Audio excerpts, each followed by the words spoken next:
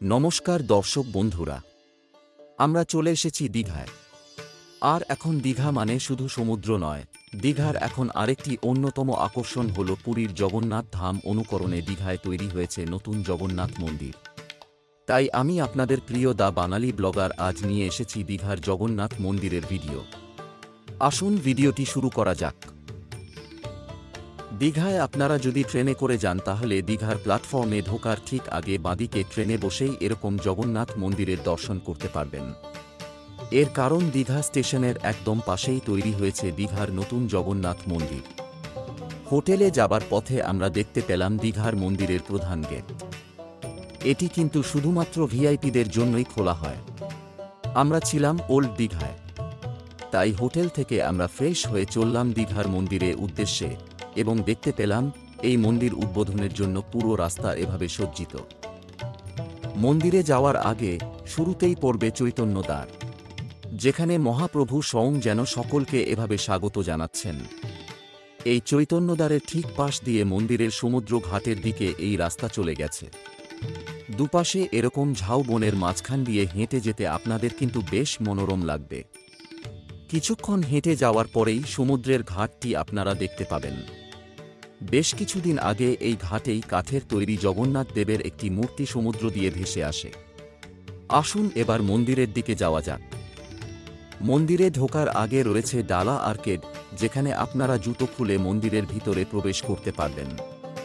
ভবিষ্যতে এখান থেকেই কিন্তু পুজো দেওয়ার ডালা পাওয়া যাবে। এবার চলুন মন্দির চত্বরে আমরা প্রবেশ করি। মন্দির চত্বরে প্রবেশ করে আমরা প্রথমে এই অরুণ স্তম্ভটি দেখতে পাব। অরুণ স্তম্ভের ঠিক পেছনে রয়েছে সিংহদুয়ার।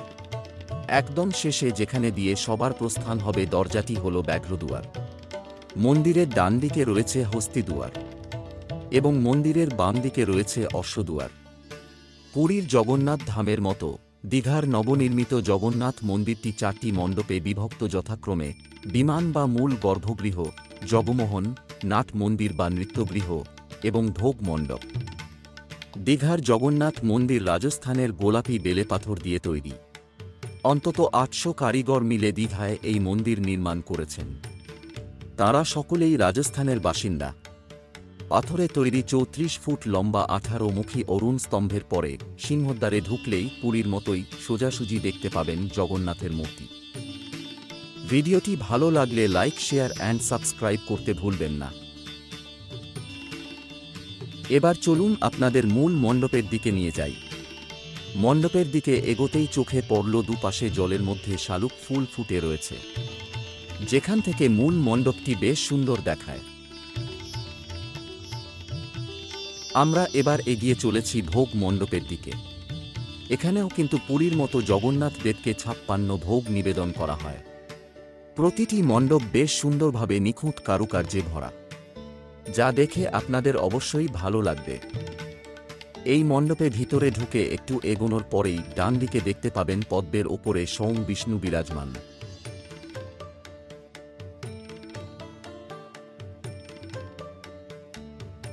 সমস্ত ছোট ছোট মণ্ডপ পেরিয়ে আমরা এবার পৌঁছে গেছি মূল 4টে মণ্ডপের দিকে। সামনেই হচ্ছে ভোগ মণ্ডপ এবং এই নিখুঁত কারুকার্য আরও বেশি করে আপনারা পাবেন। এই ভোগ মণ্ডপে যাওয়ার জন্য আপনার এরকম পাশ দিয়ে সিঁড়ি দিয়ে উপরে উঠতে হবে। উপরে ওঠার সময় এই মণ্ডপের দেওয়াল জুড়ে কারিগরদের হাতে তৈরি ভাস্কর্য আপনারা দেখতে পাবেন। আমরা ঢুকে পড়েছি ভোগ মণ্ডপে। এই মণ্ডপটি এরকমই শূন্য স্থান করা, হয়তো এখানে ভোগ এনে রাখা হয়। এখানকার দেওয়াল জুড়ে পদ্মফুল খোদাই করা হয়েছে। মন্দিরের প্রতিটি দরজায় এরকমই কারুকার্য আপনারা দেখতে পাবেন।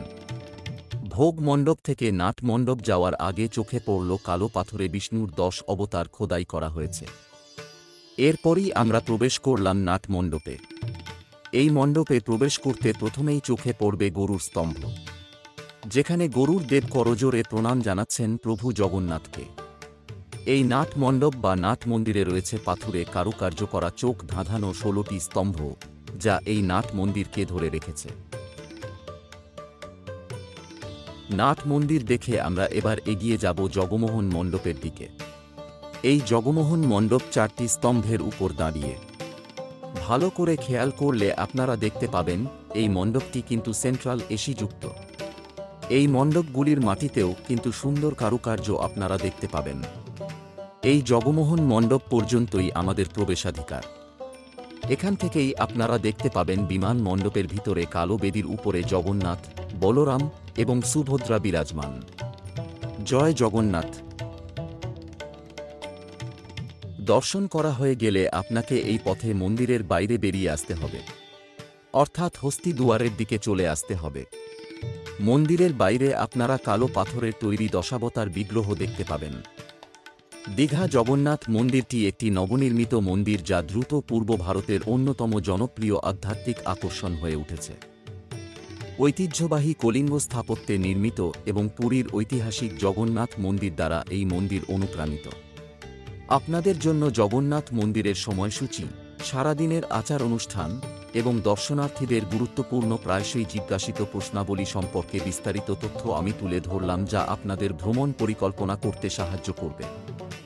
ভোর 5টায় হবে মঙ্গলা আরতি। এটি ভোরে দেবতাকে জাগানোর জন্য আরতি।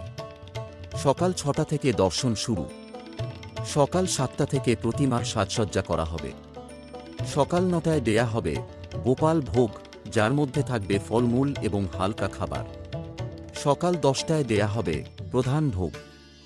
দুপুর 12টা থেকে বিকাল 4টে পর্যন্ত বিশ্রাম এবং অভ্যন্তরীণ আচার অনুষ্ঠানের জন্য মন্দির বন্ধ থাকবে। বিকেল 4টের পর হবে ধ্বজা পরিবর্তন, সন্ধ্যা প্রার্থনা এবং প্রদীপ প্রজ্বলন।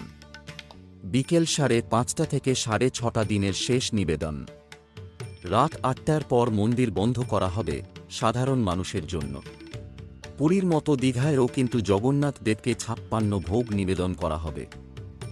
দীঘায় নবনির্মিত জগন্নাথ মন্দিরের জন্য একটি ট্রাস্টি বোর্ড গঠন করা হয়েছে। এই বোর্ডে ইসকন, রামকৃষ্ণ মিশন এবং অন্যান্য ধর্মীয় সংস্থার প্রতিনিধি সহ 27 জন ট্রাস্টি থাকবেন।